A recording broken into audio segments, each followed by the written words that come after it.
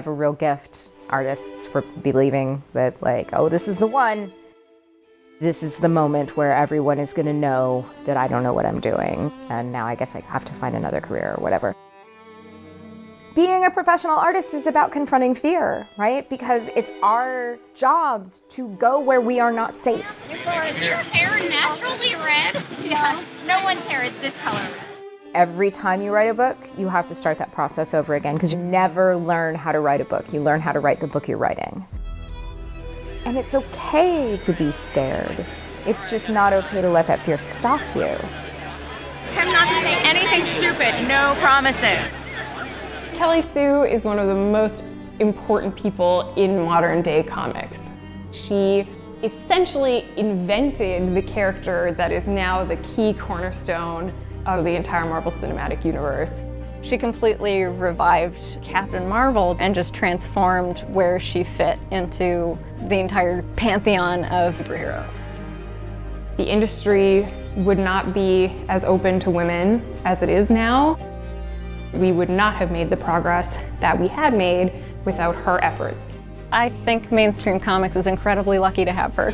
This is an important symbol. It changed what a superhero could look like. This film is about a woman becoming comfortable with her power. Who doesn't live that story?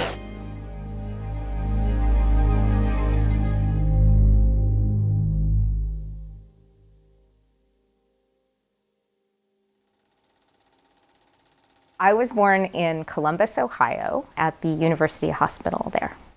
I'm an only child, and my husband is an only child, and we have 2 children, and we are completely baffled by the whole sibling dynamic thing. Like, how are you different? We raised you the same.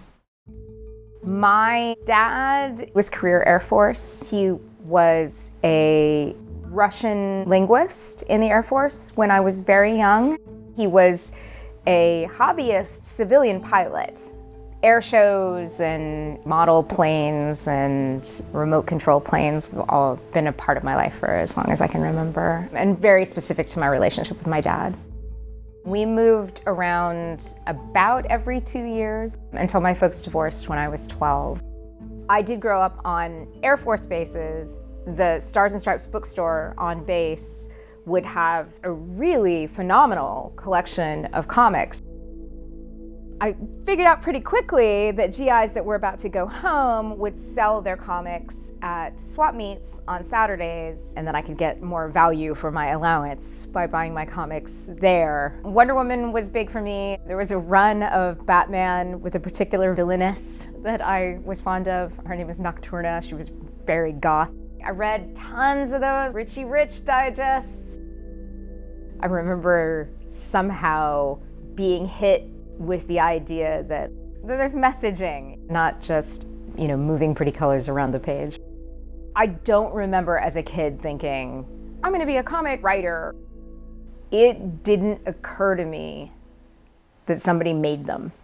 It wasn't until I was an adult and I actually met somebody who worked in the comic book industry. I was like, oh, that's a thing someone does. Huh.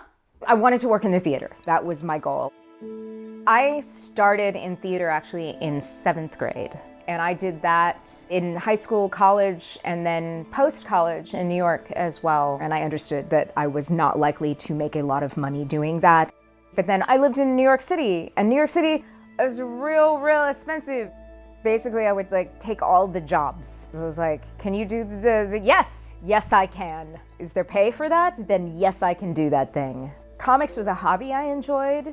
And then I found posting boards and kind of got involved in the community in that way. And then it was just sort of like, yeah, I'll write a story for the anthology, sure. You paying $20 for that? Great. I could use $20. That's like toast in New York. And then sort of work begets work, and that's how I started. I was working for Tokyo Pop doing English adaptations. I met Steve Niles on a posting board. He gave me my first big break, co-writing 30 Days of Night, Even and Stella with him. My first big Marvel work was Osborn, which I did with Emma Rios, who went on to become my partner on Pretty Deadly. I love Pretty Deadly is a really pure burst of Kelly Sue. One part Weird Western and one part the 21st century Sandman. I'm a big fan, particularly of Bitch Planet. I think if you don't include Bitch Planet in a list of important contemporary titles, I'm not sure what culture you're drawing from. And then there was that point in my career where I was like, okay, I should have an ongoing. I don't have an ongoing. I need to go pitch on an ongoing. An ongoing series is a series that doesn't have a definite end, basically. And ongoings are kind of seen, especially in superhero comics, as more prestigious. I absolutely would call it a rite of passage. If you haven't done an ongoing, you can't say you've done an ongoing. To be perceived as having an ongoing is what I was going for. And I started looking around for a character.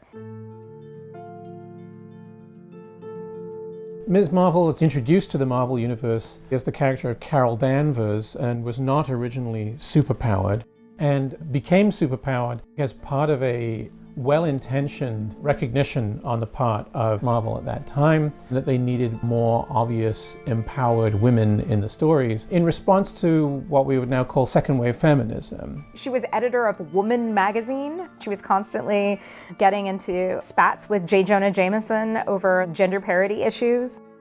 There's a few times when she actually looks like Gloria Steinem fanfic.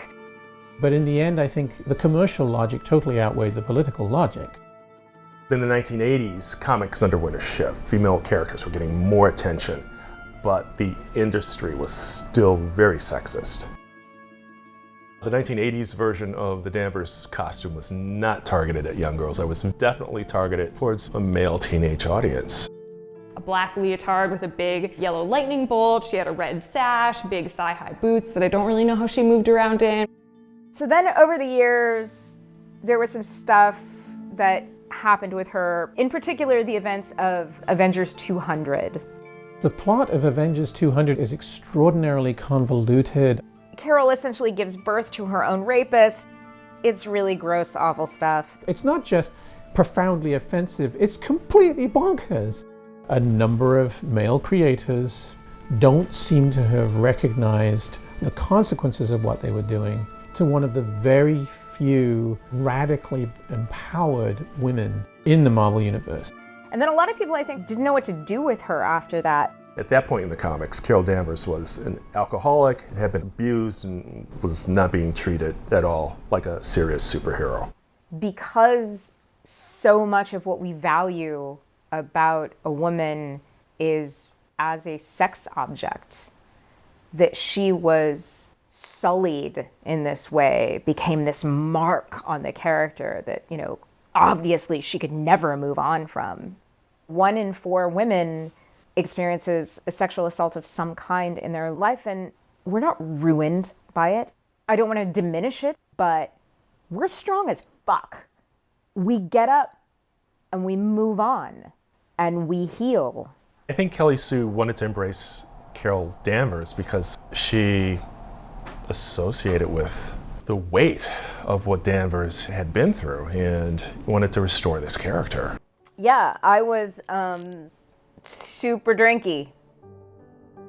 And I think it was a way of dealing with all kinds of fears.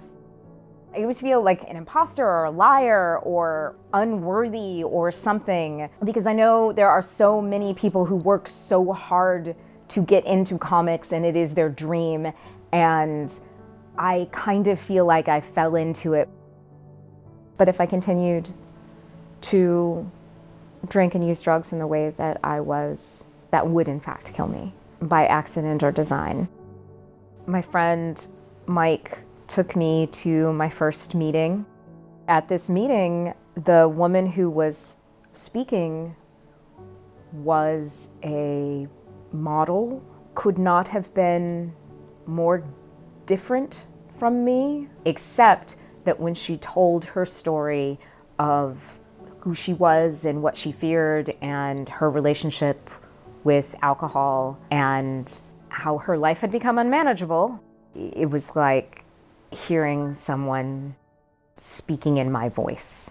It was absolutely terrifying because I think I knew that things were going to have to change. My first sponsor was Maggie Estep, who was a writer and a poet. and a friend and a brilliant woman.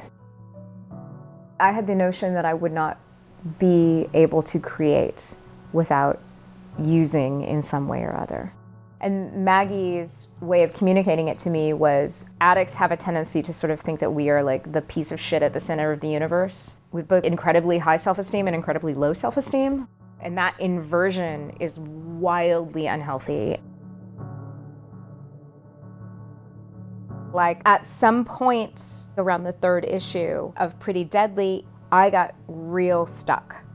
And I wrote to Emma and was like, I don't know what I'm doing. I have written myself into a corner and I'm a giant fraud and I am so sorry that you got into business with me and I'm just awful and I don't know how to write. And I was waiting for someone to figure it out, and she wrote me back, and the Emma persona that lives in my head is like a Russian dance instructor, you know? She's like, oh, my sister, you do this every time. You flail and you panic and you disappear and you go to your dark space for 3 days and then you rise like the Kraken and I have my script. She doesn't talk like that, but this is Emma that lives in my head.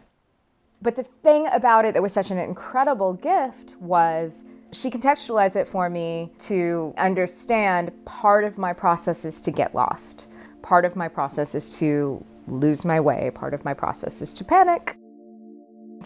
I have to keep at it because you have to get your bad pages out first and you don't get to skip them. That's hard. It sucks, you know? But as an artist, every experience that you have, every human interaction that you have, every doubt, every fear, that all feeds your work, that all becomes a thing that you want to explore or need to explore. Like with Captain Marvel, my take was to lean into my Air Force experience, Carol Danvers as Chuck Yeager. So I reached out to Steve Wacker, who had been my editor on Osborne, and started developing that. You know, the conventional wisdom at the time was a book needed to have an A-list character, an A-list artist, or an A-list writer in order to stand a chance of being a success as an ongoing. We had none of those things. There was a track record of failure that would have led people to believe that when Kelly Sue was given that character, the same thing would happen. I barely had any experience. It would be my first ongoing. And Carol was like, you know, kind of B-list at best. Steve was doing a lot behind the scenes that I wasn't privy to, because Steve is a smart dude and kind of a schemer. There was a lot of back and forth on it. It took a long time. Finally, he called me and he was like, you're not writing Ms. Marvel. And it was like, oh, well, you know, all right. What's the next thing I'm going to pitch, you know? And he was like, 'cause you're writing Captain Marvel. So, yeah. So it was very exciting. But there was no budget for a redesign. And they had some in-house stuff done. Like, it wasn't terrible design. It just wasn't intrinsic to the character. I wanted something that looked like it was the superhero branch of the military. I was a huge fan of Jamie McKelvey's design work. He has an eye for contemporary fashion. Jamie McKelvey, for me, has done some of the most cosplayed outfits of the 2010s. He really understands how you can make an outfit appealing in a way that people may want to be, as opposed to just look at. And so I was like, well, could we get McKelvey to do it? And Steve was like, no, no, we cannot. We do not have the money to do that. I reached out to Jamie and was like, all right, we're gonna make a bet. I bet if you do this design, Marvel will buy it. And if they don't, I will. I've never asked Jamie if he would have made me cough up the money or not. Yeah, of course you had to pay me. No, I'm kidding. No, there's no way I would have charged for that. No, of course not. But he is brilliant and the design was beautiful. And so Jamie did the design and Marvel decided, well, maybe they would spring for that after all. And here we are. Her new costume, it's terrific. It's got this Starfleet appeal. It's a terrific comeback. There were some folks who were very mad specifically that we covered her butt. Yeah, one guy was really mad that I got rid of the thigh-high boots. I mean, so what? There were so many more people who were telling me how much they loved it and how fun it was to see themselves in the character. The first convention I went to after I did that costume, I saw like 20 Captain Marvels, and seeing little girls dressed as her as well, it's like, that's the way you do it, you know? There is an audience that has not been fed. They want a smart, unembarrassed feminist to write a kick-ass superhero book. Cool fighter pilot. And she was sassy and she's like kind of a dork. It was really like, oh, something special is happening here. The passionate enthusiasm of that enclave of fans, that was new and that was visible. I had planned for all the contingencies except success. This is my first time ever cosplaying. This is a character I really relate to. She's strong and a leading woman. She's funny and a great role model for boys and girls. Incredible. I really look up to her. It's so strange. I haven't become blasé to it, like every con. It still sort of blows me away seeing all the Captain Marvels. I don't think it's a coincidence that comics as an industry is at its most diverse in its history, both in terms of who the creators are and who the potential readers are. Up until that point, had felt pretty male-dominated. I didn't really previously feel welcome in comic book stores. Our audience at shows now is everybody, and that's what we've always wanted to do. We just wanted comics to be for everybody because they should be for everybody. The biggest change I've seen is actually a lot more women coming to cons, and that's how I ended up in comics. Through conventions, I was able to network with a lot more artists. I actually just started doing work for Marvel Comics. Believe it or not, my first one was actually Captain Marvel. It's such an awesome feeling because I'm such a big fan. I love that Carol is free to be herself. You know, she doesn't have to be perfect all the time. She fails a lot and she's very flawed, but she gets back up and fights back. She's not Natasha either. Like, Natasha does everything so perfectly. You know, she lands and like flips her hair back and it's that sparkly Rita Hayworth moment, right? And everything is exactly as it should be. Carol lands and she's like almost falls on her ass, you know? And then it's like, no, I got this. That's Carol. The people that character attracts are people who are like that. I'm trying to do better, you know? And I'm like wildly imperfect and I'm okay with it and I want to help. Kelly Sue is always so focused on her audience and on being there for them. Her openness about her history with addiction is really rare and really radically honest. It feels like a burden lifted whenever a creator like Kelly Sue has the courage to say, hey, the people you look up to have problems and have flaws, and you need to understand that the fact that you have them does not exclude you from participating in this community or in the path that you want to follow. Sobriety has been one of the great gifts of my life. I would not have the career or the family that I have, or anything that I have now if I did not have that. A couple years ago, Maggie died. I love her very much and I miss her very much. And like, you know, there's this sort of maternal, like, I want her to be proud of me, you know?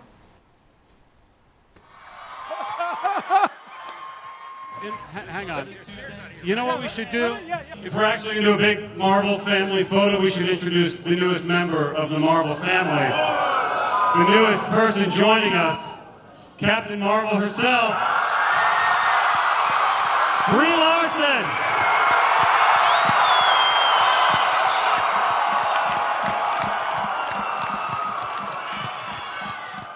I first got brought in to talk about the character with Kevin Feige. I was a little cynical going in. My thought was, they want to put my name on this for nerd cred, but they're not actually going to listen to me. I was like, well, I'm going to tell them what I think anyway. I ended up feeling very heard. I ended up feeling embarrassed by my cynicism. read a lot of comics. We spent a lot of time in a dark room reading by ourselves and learning about this Carol Danvers, who has a very varied and unusual history. We sparked to the Kelly Sue DeConnick iteration of the character. A lot of fans really sparked to that character and her voice. Ryan and Anna were people who wanted very badly to make a movie that really captured Carol and really spoke to the things that fans saw in her. I spent the day on set. They took me around and introduced me to everyone and told them there wouldn't have been a Captain Marvel movie without me, and just made me feel like a Disney princess, and it was pretty great. Brie Larson was tremendous. The thing that I found so unique in Carol from reading the comics was that sense of humor mixed with total capability in whatever challenge comes her way.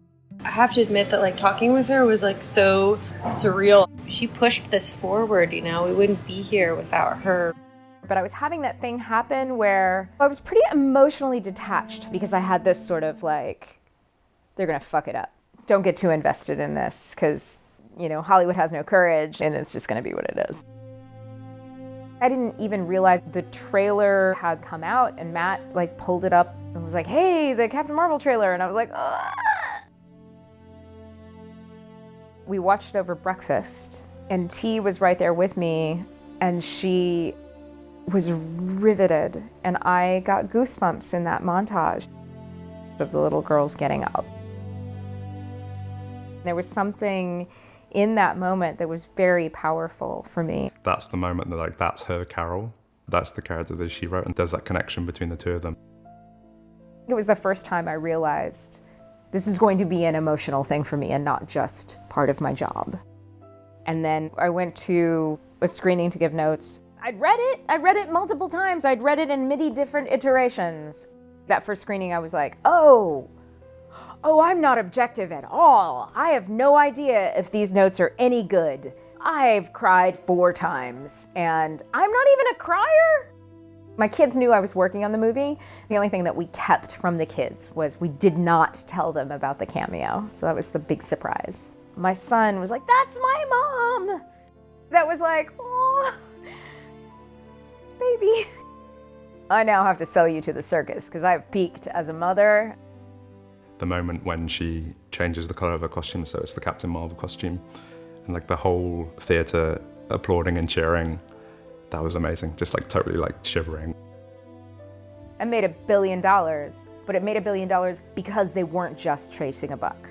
If they tried to play it safe and reverse engineer, it would have been a garbage movie and it wouldn't have been the success that it was. There was a time when I knew every Carol superfan by name, and now it's so much larger than anything that I had to do with.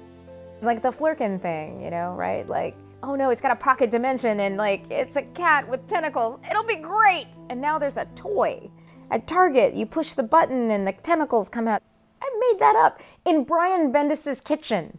So yeah, that's super weird, but it's also this is great. Now everybody gets to play. I don't own any of this, and that's okay, and that's good, and it's all right for everyone for whom she means something to have a way to engage with that community. It's tremendous. Girls who go to see that on the screen and have something to be inspired by have Kelly Sue to thank for that. Girls who want to grow up and make that one day will owe a debt to Kelly Sue. Anybody who's willing to stick it out and try to make a space for different kinds of storytelling is a blessing. I wouldn't be here without Kelly Sue. It was all just totally off her back and her dedication and her persistence that I'm here now. I've only done one convention since the movie came out. There were 8-9 times the number of little girls in my line, which is pretty great. A lot of them had never read the comics, but they saw the movie, and that's okay. And what was super cool? I would ask them, okay, so what was your favorite part about the movie? For a lot of them, it was the Flurkin. Flurkin's very popular. But for more than half, it was the moment when Carol says to Jan Rog, I have nothing to prove to you.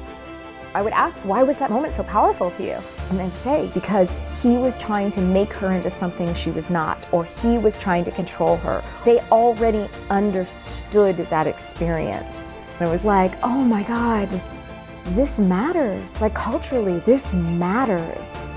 They're 10 and 11 years old, and to have that at that age is to not feel alone.